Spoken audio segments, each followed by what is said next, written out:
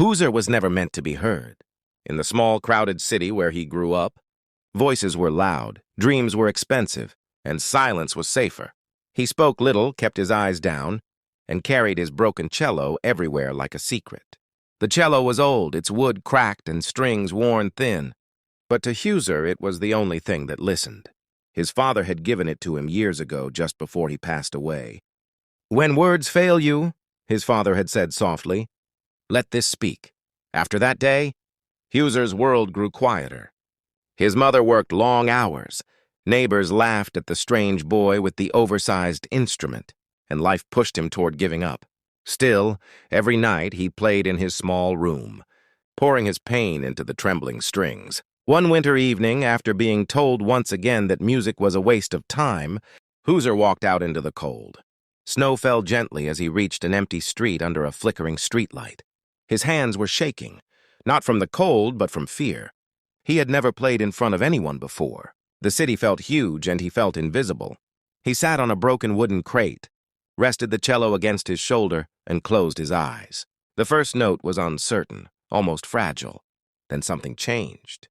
The street disappeared.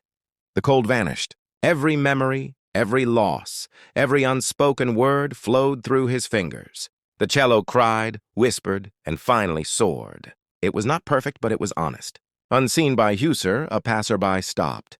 Then another. A young woman quietly took out her phone and began recording. No one spoke. The music filled the night like a heartbeat the city had forgotten it had. When the final note faded, Hauser opened his eyes to silence. Embarrassed, he lowered his head and packed up his cello, unaware that anything had changed. By morning, everything had. The video spread across the world. Unknown cello player brings city to tears. Millions watched. Comments flooded in from every country.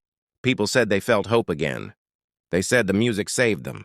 That afternoon, Hauser received a call he almost ignored. A concert hall invited him to perform. He thought it was a joke. It wasn't.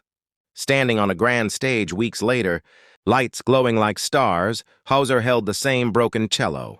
His hands no longer shook. As he played, he realized something powerful.